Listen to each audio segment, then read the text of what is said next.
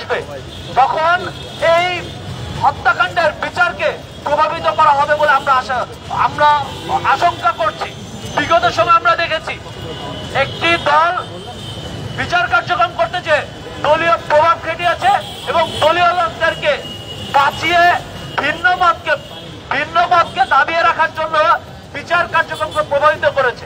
এই জন্য আমরা বলছি, কোন নির্বাচিত সরকারের পক্ষে আমাদের মনে হয় না, বিগত দিনের অভিজ্ঞতা থেকে আমরা বলতে পারি, কোন নির্বাচিত সরকারের পক্ষে একটি সুস্থ নিরপেক্ষ বিচার ব্যবস্থা করা এই গণহত্যা। এই কারণে আমরা বলছি বারবার, এই অভ্যুত্থানে যেহেতু একটি অন্তর্বর্তী সরকার গঠন করা হয়েছে, সেই সরকারকে সবার প্রথমে এই গণহত্যার বিচার করতে হবে। ধন্যবাদ সবাইকে। আমাদের রমজান মাস চলছে, আমরা একটু অল্প কথা আমরা কথা শেষ করবো। এই মুহূর্তে বক্তব্য রাখবেন আমাদের জুলাই মঞ্চের অন্যতম প্রতিনিধি জনাব শাকিল মিয়া। প্রথমে আমার প্রিয় সাংবাদিক ভাইদেরকে শুভেচ্ছা জানাচ্ছি এবং আজকে আমরা এখানে দেখেন দীর্ঘদিন ধরে অবস্থান করছি। সারা বাংলাদেশের মানুষ যারা আছে, বিপ্লবী ছাত্র জনতা আছে, সবাইকে আমি আমার এই জুলাই মঞ্চের পক্ষ থেকে আমার শুভেচ্ছা জানাচ্ছি। আজকে এখন এমন একটি মুহূর্তে আমরা এখানে অবস্থান করছি যখন রাজনৈতিক অনৈক্য দেখা দিচ্ছে। আমাদের যে বেশিরভাগ বিরোধী যে শক্তিগুলো ছিল, সেই শক্তিগুলোর মধ্যে বিভক্তি দেখা যাচ্ছে। এই অন্তর্বর্তীকালীন সরকার প্রতিষ্ঠা হওয়ার পর, তারা সরকারে আসার পর সর্বপ্রথম দায়িত্ব নিয়ে এই যে খুনি সন্ত্রাসী গণহত্যাকারী যারা আছে তাদেরকে বিচারের আওতায় আনবে এবং পুলিশ প্রশাসন সহ যে জায়গায় আওয়ামী লীগ, ছাত্রলীগ, যুবলীগের দোসররা আছে, দালালরা আছে, তাদেরকে বিচারের আওতায় আনবে। কিন্তু সেটা না করে আজকের রাজনৈতিক অঙ্গনে একটি অনৈক্য দেখা দিচ্ছে। আজকে ডক্টর মোহাম্মদ ইউনূস সারা দেশব্যাপী, সারা বিশ্বব্যাপী তিনি বক্তব্য দিয়ে বেড়ান। আমরা তাকে অনেক শ্রদ্ধা, সম্মান, তার কাছে আমাদের অনেক প্রত্যাশা। কিন্তু সেখানে আসার পর তিনি স্বরাষ্ট্র উপদেষ্টা হিসেবে কাকে দায়িত্ব দিলেন? আমার কাছে মনে হয় তিনি গ্রামের চাচাতো ভাই। তো এই জায়গা থেকে আমরা তাদের কাছে, যে আমরা সারা বাংলাদেশের মানুষের কাছে যে একটি ঐক্যের রাজনীতি চাই, সেই ঐক্য বিনষ্ট করার পেছনে কিন্তু দেশি বিদেশি ষড়যন্ত্র কাজ করছে। সেই দেশি বিদেশি ষড়যন্ত্রকে প্রতিহত করার জন্য আমাদের জাতীয় ঐক্যটা অত্যন্ত জরুরি। বিএনপি, জামাত বা আমাদের আপনার অনেক যে ছোট ছোট দলগুলো আছে, আজকে এখানে ছাত্র নেতা যারা আজকে সারা দেশে অনেক জ্ঞান দিয়ে বেড়াচ্ছেন, এখানে কে নির্যাতনের শিকার হয় নাই? সবাই তো নির্যাতনের শিকার হয়েছে, যারা গুমের শিকার হয়েছে, হত্যার শিকার হয়েছে, সবাই তাদের ভিতরের জ্বালা যন্ত্রণা সবাই কিন্তু ফিল করে। কিন্তু ফিল করার পরেও সবাই যে ঐক্যবদ্ধভাবে একটি প্ল্যাটফর্মে আসবে, সেই সুযোগটা হচ্ছে না।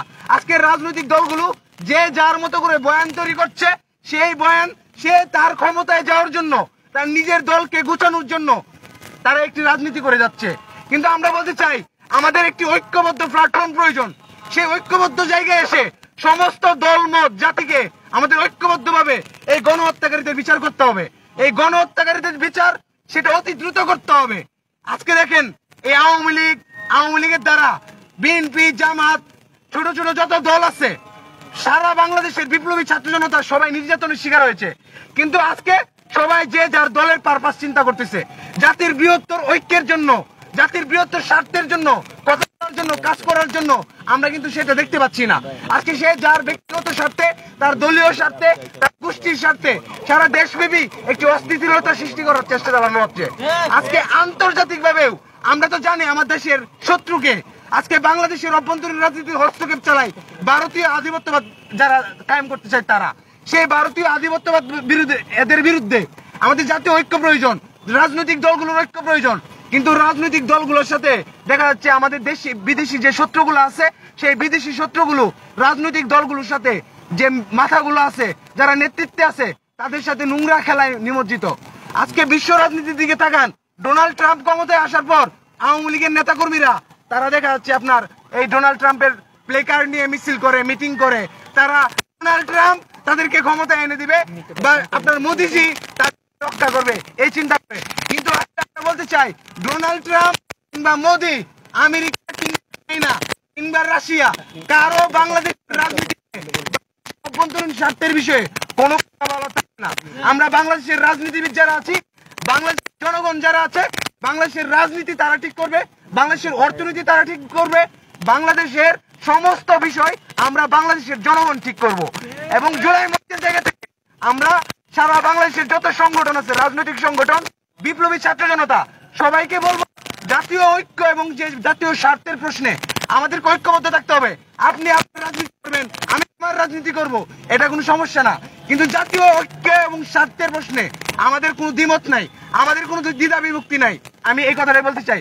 আজকে জুলাই মঞ্চের এই জায়গা থেকে আমরা বলতে চাই, গণহত্যাকারীদের বিচারের প্রশ্নে এবং সেটা অতি দ্রুত বিচারের প্রশ্নে আমাদের কোনো আপোষ করা চলবে না, কোনো রাজনৈতিক দ্বিধা বিভক্তি রাখা যাবে না।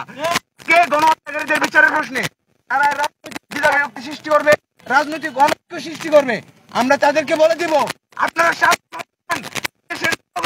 বারবার রক্ত দিয়েছে, আমরা প্রয়োজনে আমরা আবারও রক্ত দিব। এই দেশের জনগণ শুধুমাত্র ৭১ জন্ম রক্ত দেয় নাই, ৪৭-এর শুধু ৪৭ ইতিহাস না, এদেশের ইতিহাস হাজার বছরের ইতিহাস এবং হাজার বছরে দেখা যাচ্ছে আমরা এদেশের জনগণ বারবার রক্ত দিয়ে এদেশের মানুষ মুক্তি এনেছে। সেই মুক্তিকে ধরে রাখতে হবে। আজকে গণ অভ্যুত্থান পরবর্তী পর্যায়ে আমরা প্রত্যাশা করেছিলাম এই উপদেষ্টা পরিষদ অত্যন্ত যৌক্তিকভাবে একটি সুন্দর বাংলাদেশ, কিন্তু আমরা তাদের কাছে সেই প্রত্যাশাটা আমরা পূরণ করতে পারছি না। আমাদের উপদেষ্টা পর্যায়ে একজন যিনি আছেন তিনি অনেক উল্টাপাল্টা কথা বলেন। আমাদের দেশের অনেক জায়গায় আমাদের যে ছাত্র বিপ্লবী ছাত্র জনতা তাদের ঐক্য দেখা দিচ্ছে। আমি তাদেরকে আমাদের ঐক্য ধরে রাখতে হবে। যদি জুলাইয়ের চেতনা বা জুলাইয়ে যে আমাদের যে অভিপ্রায় নিয়ে যে আকাঙ্ক্ষা নিয়ে আমরা লড়াই করেছি, সেই লড়াই যদি আমরা আসলে বাস্তবে রূপদান করতে চাই তাহলে আমাদের ঐক্যটা সবচেয়ে জরুরি এবং ঐক্য ধরে রাখার জন্য আমরা এই জুলাই মঞ্চের জায়গা থেকে আজকে আপনাদের সবাইকে আহ্বান জানাচ্ছি। সাংবাদিক যারা দেশবাসী আছেন অসংখ্য ধন্যবাদ। কথা বলতে হলে আপনি আমাদের সঙ্গে এই মুহূর্তে কথা বলবেন জনাব আব্দুল্লাহ মেহেদী দীপ্ত, সভাপতি নির্বাচন সড়ক আন্দোলন এবং প্রতিনিধি জুলাই মঞ্চের প্রতিনিধি আব্দুল্লাহ মেহেদী দীপ্ত। একদম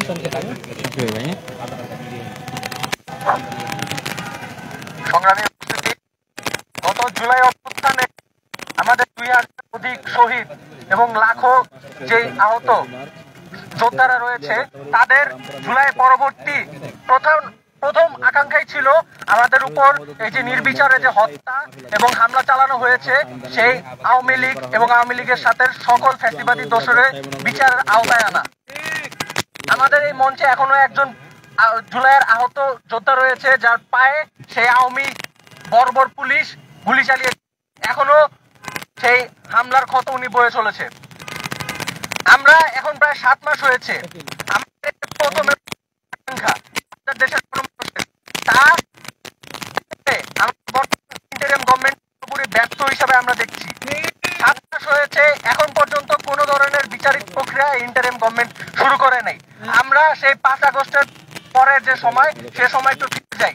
আমরা দেখতে পেলাম এই গণ অভ্যুত্থানে আমাদের উপর হামলা এবং গণহত্যার প্রধান ২ হোতা এম এ আরাফাত এবং হাসান মাহমুদ, আওয়ামী লীগের সে সময়কার ২ জন মন্ত্রী, তাদেরকে সেনা গ্রেফতার করলো। সকল জাতীয় গণমাধ্যমের নিউজ আসলো যে ২ জনকে গ্রেফতার করা হয়েছে। তার কিছুদিন পরে আমরা দেখলাম যে তারা বিদেশে পলায়ন করলো।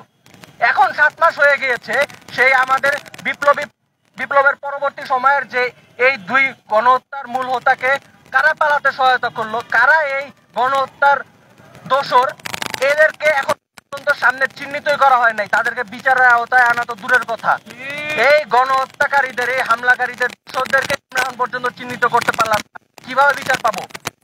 এখন আমাদের দেশের বর্তমান যে রাজনীতির স্টেক হোল্ডার, কোন একটা স্টেক হোল্ডারের পক্ষ বলছে নির্বাচন হবে, নির্বাচন হলেই সকল সমাধান হয়ে যাবে, পক্ষ বলছে শেষ পর্যন্ত নির্বাচনই সম্ভব। কি দেখতে পাচ্ছি যে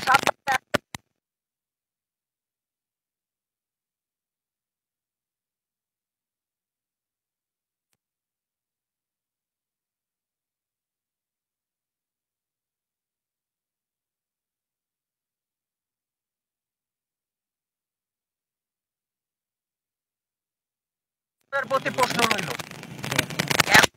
জাতিসংঘ থেকে আমাদের